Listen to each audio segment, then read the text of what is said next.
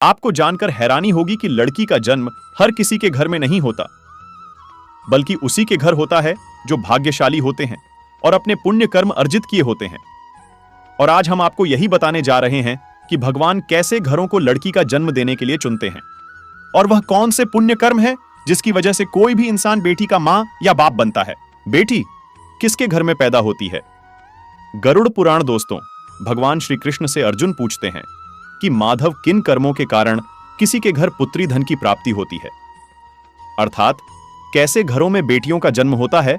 तब श्री कृष्ण अर्जुन से कहते हैं, हे पार्थ, अगर किसी कर्म अच्छे होते हैं तभी सौभाग्य से बेटी प्राप्त होती है, और जो भी स्त्री या पुरुष अपने पूर्व जन्म में पुण्य कार्य करते हैं उन्हें ही एक बेटी के माता पिता होने का सौभाग्य प्राप्त होता है। बेटियों को जन्म के लिए उन्हीं घरों को चुना जाता है जो बेटियों का भार सहन कर सके, क्योंकि तीनों लोगों में स्त्री अर्थात बेटियां ही ऐसी होती है जिसका भार हर कोई सहन नहीं कर सकता।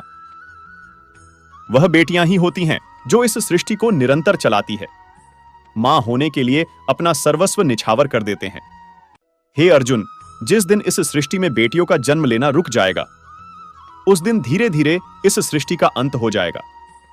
मित्रों को भगवान श्री कृष्ण के इन बातों पर गौर किया जाए तो उनका कहा बिल्कुल सही है, क्योंकि बेटियां अगर नहीं होंगी तो किसी का भी वंश आगे नहीं बढ़ सकता।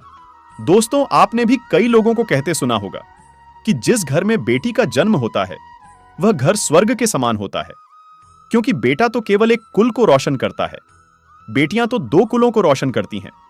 माता पिता के घर वह बेटी के रूप में अपने उत्तरदायित्व का निर्वहन करती है, तो ससुराल आकर एक बहू के रूप में सारे कर्तव्यों। आजकल सुनते हैं कि बेटियां परिवार में किसी के मर जाने पर उसका पिंडदान नहीं कर सकती हैं, लेकिन यह बिल्कुल भी सही नहीं है, क्योंकि रामायण में बताया गया है कि प्रभु श्री राम के पिता राजा दशरथ की मृत्यु हो गई तो माता सीता अर्थात राजा दशरथ की बहू ने भी उनका पिंडदान किया था, जिससे उन्हें जन्म मरण के चक्र से मुक्ति मिल गई थी। इतना ही नहीं, हिंदू धर्म शास्त्रों में बताया गया है कि बेटियां भी अपने पिता के नाम का पिंडदान कर सकती हैं। वहीं अगर ससुराल पक्ष में कोई पुरुष नहीं है तो इस स्थिति में बहू भी पिंडदान कर सकती है। इसीलिए मित्रों, वह लोग बहुत किस्मत वाले होते हैं जिनके घर में बेटी जन्म लेती है। वही वह प्रबल किस्मत के होते हैं जिनके घर एक से ज्यादा बेटियां होती हैं। शायद यही कारण है कि बेटियों को लक्ष्मी कहा गया है।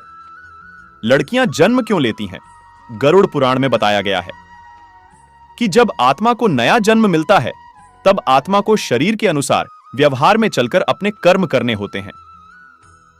शरीर के जरिए कर्म करके ही एक आत्मा अपनी जन्म के उद्देश्य को सार्थक भी बना सकती है और निरर्थक भी। यदि कोई पुरुष महिलाओं का आचरण करता है, स्वभाव में महिलाओं वाले आचरण ले आता है या वही काम करना चाहता है जो एक महिला को करना चाहिए, तो ऐसे ही पुरुषों का आत्मा स्त्री का शरीर धारण करती है। वहीं गरुड़ पुराण में बताया गया है, यदि कोई व्यक्ति मृत्यु के अंतिम चरण में किसी स्त्री को याद करते हुए प्राण त्याग करता है तो वह अगले जन्म स्त्री के रूप में जन्म लेता है। वही अंतिम चरण में भगवान का नाम लेता है तो उसे मोक्ष की प्राप्ति होती है। वीडियो पसंद आई हो तो लाइक सब्सक्राइब करना ना भूले। राधे राधे।